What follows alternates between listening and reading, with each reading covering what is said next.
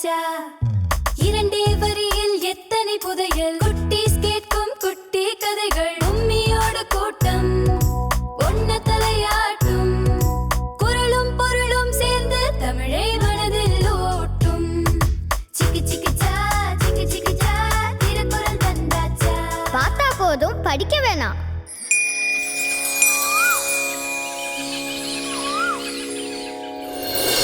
நடுநிலைமை. குறள் 1. தகுதி வேறுபாடு பார்க்காமல் சொல்லப்படும் நீதியே சிறந்தது. பொம்மி, நான் சொல்றது தானே கரெக்ட்? இல்ல பொம்மி, நான் சொல்றது தான் கரெக்ட். ரெண்டு பேரும் கொஞ்சம் இருங்க, அங்கிள் வந்துருவாங்க. அங்கிள் சொல்றதுக்கு முன்னாடி நீ என்ன சொல்றன்னு சொல்லு. குழந்தைகளா, என்ன விவாதம்? கேக்கோ, பொம்மி கிட்ட என்ன சொல்ல சொல்ற? அங்கிள் வணக்கம். வணக்கம். ரெண்டு பேரும் அவங்க சொன்ன கருத்து சப்போர்ட் பண்ண சொல்றாங்க. அதுக்கு நீ என்ன சொன்ன? அவ எங்க சொல்றா? பொறுமையா இரு, பேசுவோம். அங்கிள் வரட்டும், பேசிக்கலான்னு சொல்றா. அருமையா பதில் சொல்லிருக்க பொம்மி. என்ன அங்கிள், நீங்களும் அவள மாதிரியே சொல்றீங்க?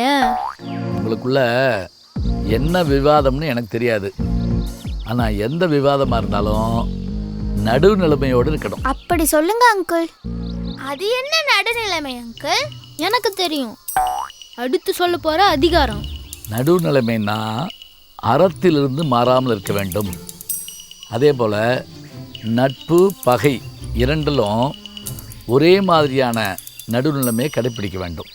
குறிப்பாக 4 இடங்களில் நம்ம நீதி தவறக்கூடாதுங்கிற திருவள்ளுவர். பணம் சேர்க்கறதில் நடுநிலைமை தவறக்கூடாது. ஒரு இடத்துல நம்ம கருத்து கூறுற போது நம்மளுடைய நடுநிலைமை சிறப்பாக இருக்க வேண்டும். அடுத்ததாக வாணிபத்தில் முக்கியமாக ஞாபகம் வச்சுக்கணும்.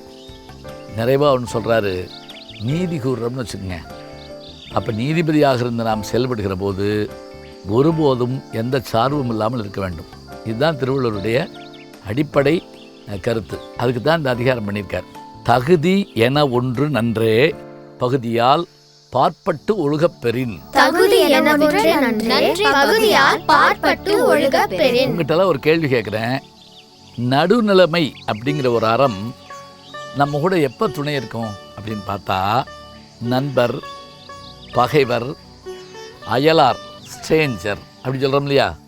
இந்த 3 பேர் இடத்துலையும் கூட நாம் நண்பர் என்று அவருக்காக சார்ந்து பேசிடக்கூடாது, பகைவர் என்று அவருக்காக எதிர்த்து பேசிடக்கூடாது, எனக்கு தெரியாதவங்க அவன் யாரோ தெரில அப்படின்னு அவங்களுக்காக நாம் ஒதுங்கிடக்கூடாது. இப்படி 3 இடத்திலும் நாம் ஒரே மாதிரி இருப்பது தான் நடுநிலைமை என்கிறார். இதுக்கு என்ன எடுத்துக்காட்டு சொல்கிறீங்க? மனுநீதி சோழனுடைய வரலாறு பார்க்கணும். மனுநீதி சோழன் படிச்சிருக்கேன் அங்கிள். கேள்விப்பட்டீங்களா? திருவாரூர், அதாவது நம்ம தஞ்சை கும்பகோணத்துக்கு பக்கத்தில் இருக்குது, நாகப்பட்டினம் ஏரியா. அந்த திருவாரூரில் மனுநீதி சோழன் என்ற ஒரு மன்னன் இருந்தான். நீதி வலுவாதவன், சிவபக்தி மிகுந்தவன். ஒரு நாள் அவனுடைய அரண்மனை வாசல் இருக்கக்கூடிய மணி ஓசை கேட்டது. அந்த மணி எதுக்கு தெரியுமா? யாருக்காவது ஏதாவது கஷ்டம் ஏற்பட்டால் அந்த மணி அடித்தா அவன் உதவி செய்வான். அதுக்கு பேர் ஆராய்ச்சி மணி. அன்னைக்கு அடித்தது யாருன்னு வெளியே வந்து பார்த்தா ஆச்சரியம், ஒரு பசுமாடு அதை பிடிச்சி இழுத்துட்டு சொல்ல தெரியல. மன்னனுக்கு பயங்கர கோபம். என்னன்னு கேட்டால், மன்னனுடைய மகனாகிய வீதி விடங்கன் என்பவன் தன்னுடைய தேர்வை இதை ஓட்டிகிட்டு வர்றப்ப அந்த பசுவோட கன்று விழுந்துருச்சு, இறந்து போச்சு. இதை யார்கிட்ட போய் சொல்கிறதுன்னு தெரியாமல் அந்த பசுமாடு நேராக மன்னனுடைய அரண்மனையில் மணி அடிக்குது.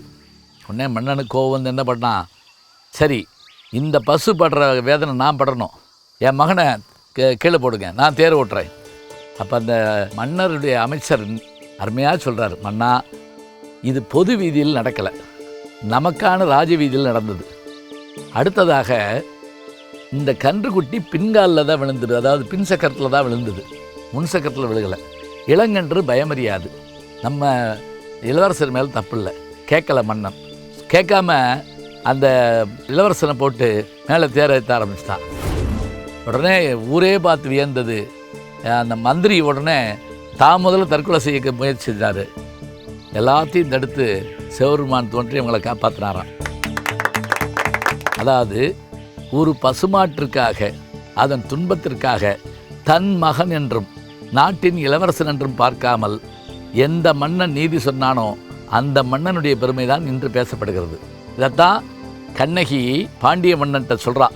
எப்படி தேரா மன்னா செப்புவதுடையன் எல்லரு சிறப்பின் நிமையவர் இருப்ப புல்லுரு புண்கன் தீர்த்தோன்றியும் வாயிற்கடைமணி நெடுநாடங்க அந்த ஆவினுடைய துன்பத்தை போக்கிய மன்னன் அந்த ஊரை சேர்ந்தவனான்னு சொல்கிறான்னு சொன்னால் எவ்வளோ அருமையான விஷயம் பார்த்தீங்களா? நீதி இப்படித்தான் இருக்க வேண்டும். வள்ளுவர் எப்படி சொல்கிறாரு? தகுதி என ஒன்று நன்றே பகுதியான் பார்ப்பட்டு ஒழுகப் பெறின். கேள்வி: மனுநீதி சோழனின் அரசவையின் வாயிலில் கட்டப்பட்டிருக்கும் மணியின் பெயர் என்ன? பதில்: ஆராய்ச்சி மணி. கண்ணே கண்ணம்மா பொம்மி கதைகள் கேளம்மா, வீட்டுக்கு வீடு குரல் கேளு, விளையாடி கொண்டே நீ பாரு, பொருளோடு கதையும் தந்தாச்சு, பொம்மியின் கூட்டம் ஒன்னாச்சு.